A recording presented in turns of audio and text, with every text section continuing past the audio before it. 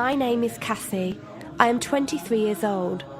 I graduated as a qualified nurse this year and was given my first position as a home nurse. My patient was an English gentleman in his early 80s who suffered from Alzheimer's. In the first meeting, the patient was given his record, and from it I could see that he was a convert to the religion of Islam, therefore he was a Muslim. I knew from this that I would need to take into account some modes of treatment that may go against his faith, and therefore try to adapt my care to meet his needs. I bought in some halal meat to cook for him and ensured that there was no pork or alcohol in the premises, as I did some research which showed me that these were forbidden in Islam. My patient was in a very advanced stage of his condition, so many of my colleagues could not understand why I was going through so much effort for him. But I understood that a person who commits to a faith deserves that commitment to be respected, even if they are not in a position to understand. Anyway, after a few weeks with my patient, I began to notice some patterns of movement. At first, I thought it was some copied motions he'd seen someone doing, but I saw him repeat the movement at particular times: morning, afternoon, evening.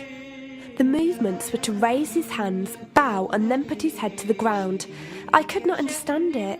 He was also repeating sentences in another language. I couldn't figure out what language it was, as his speech was slurred, but I know the same verses were repeated daily.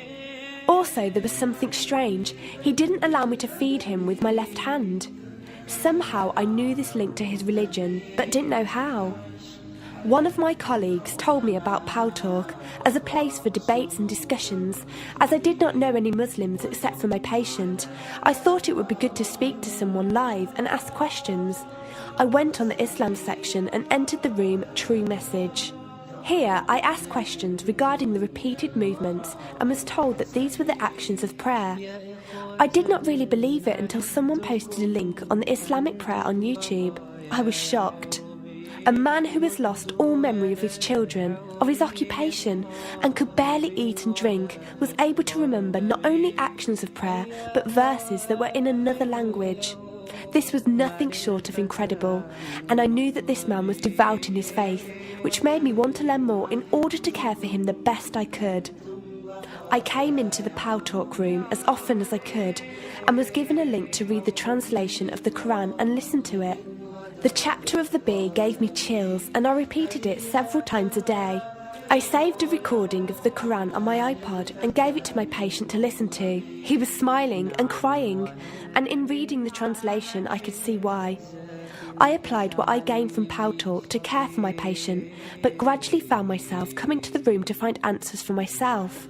I never really took the time to look at my life.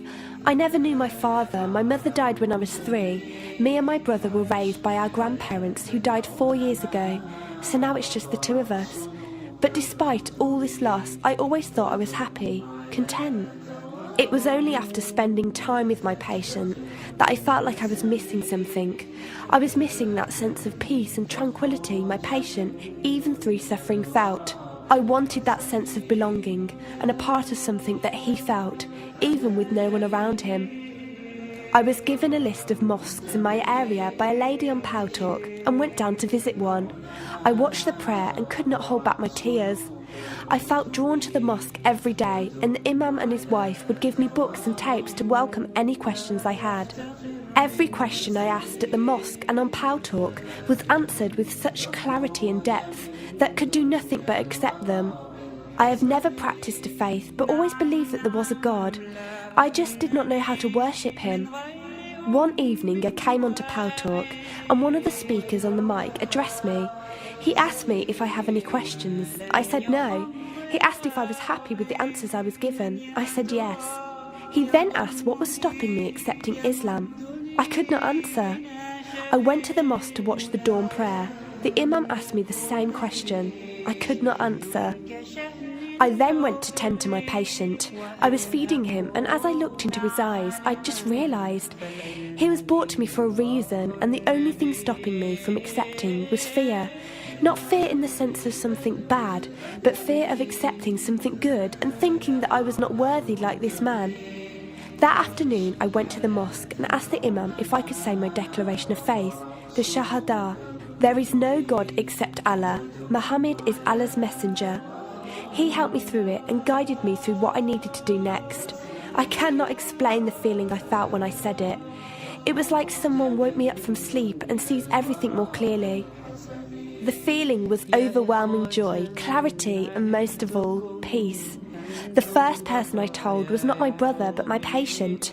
I went to him, and before I even opened my mouth, he cried and smiled at me. I broke down in front of him. I owed him so much. I came home and logged onto Paltalk and repeated the Shahada for the room. They all helped me so much, and even though I had never seen a single one of them, they felt closer to me than my own brother. I did eventually call my brother to tell him, and although he wasn't happy, he supported me and said he would be there. I couldn't ask for any more. After my first week as a Muslim, my patient passed away in his sleep while I was caring for him.